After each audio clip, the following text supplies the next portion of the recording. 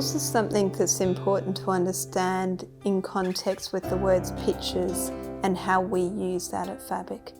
Our society has a lot of rules that exist, but the way we use rules at Fabric is very much in line with the way we look at pictures. So first, let's just understand the basic terminology of pictures. Pictures are the expectations that we have about the way we think life should be. And a lot of the times those pictures don't happen.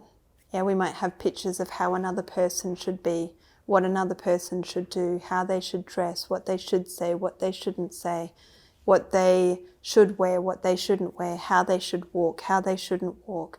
We project all these pictures on other people, and yes, those pictures come back towards us as well. So pictures are just simply the expectations, the projections of how we think life should be. But where do those pictures come from?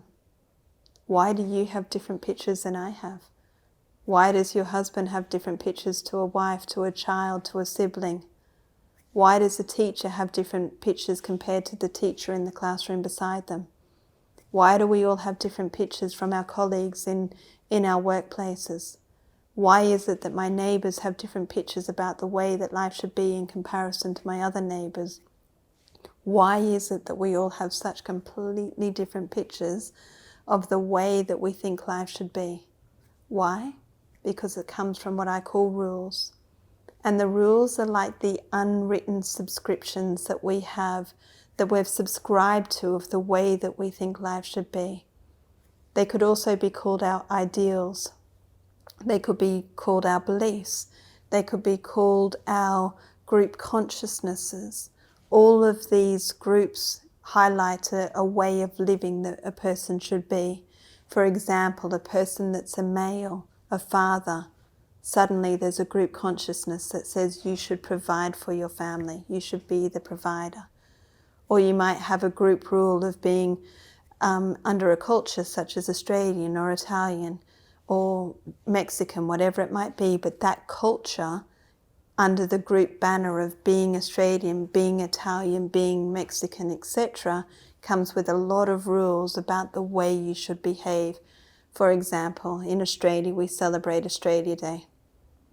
Yeah, all over the media leading up to that, it basically says you're un-Australian if you don't eat lamb on Australia Day. But what if you're a vegetarian and you're still born into the culture of Australia? Does that make you un-Australian? Does that make you not fit that consciousness of being Australian? Like, you see, there's so many rules that society bombards us with that are just flowing through us thick and fast that says this is the way you should behave by belonging to this particular group. So that's what the rules are.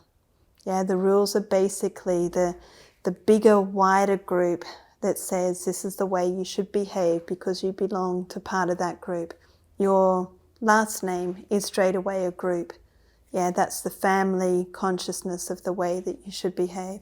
Your workplace comes with a set of rules that says because you work at this particular location, this is the way you should behave. If you belong to a sports team, this is the way our sports team behaves. This is the way our sports team approaches a particular life circumstance. So rules are basically what we as individuals have subscribed to as a part of the wider group consciousness that is available, that says, hey, all these rules are available. You choose which ones you subscribe to and you choose which ones you don't subscribe to. Those words are really important. You choose which ones you subscribe to and which ones you don't subscribe to. Because somewhere in life you'll often start to unpack and realize some of the rules you've subscribed to are not ones that you want to continue subscribing to. But if there's a responsibility that says, I chose to subscribe to it, it's also a freedom that says, so that means I can also unsubscribe anytime I choose to. So there are rules of society that are there with the intention for the safety of humanity. For example, you might on your roads have speeding laws. Yeah, so the rules say in this particular zone it's 60 kilometres an hour, or in this particular zone it's 100 kilometres an hour. Those rules are there with the intention to support society to remain safe. Yeah, so there are certain rules and compliances that you speak of that we need to adhere to in a way of living as a larger community and a way that keeps everybody safe, so to speak. But the rules I'm talking about are ones that we don't see. Sometimes they're not even spoken. Yeah, they're just expected. And when they're expected, sometimes we don't even realize that we're subscribing to these particular rules. An example that I'll often provide, if you're in the state of Victoria in Australia, there's a game here in Australia that is known as the AFL, the Australian Football League. And there's a lot of bantering that goes on between the teams. So you can apply that league to anywhere you live, whether it's in England and you've got the soccer league, or the real football as you call it, but the soccer league, or it might be in another country where there's rugby league or rugby union or whatever it might be. But in this example, we've got the bantering that goes on between two teams in the state of Victoria. So I'll give you the example of Collingwood and Essendon. If a baby is born, a baby boy, into the state of Victoria, it's common that they would probably be given something that represents the football team that that family has subscribed to following. So if you're to receive an Essendon football, or an Essendon football jersey, or an Essendon scarf, or an Essendon baby outfit, that gift is already saying to that baby, I expect you to like football. I probably expect you to play football. I definitely expect you to be an Essendon supporter. Don't you ever dare to think about following Collingwood in this example that I'm giving. That's what comes with a gift that is actually so subtle, with so-called good intention, so-called harmless, but that innocent gift is actually already offering a subscription for that baby to become a child, to become a teenager, to become an adult, to grow into the subscription of, I'm an Essendon supporter through and through.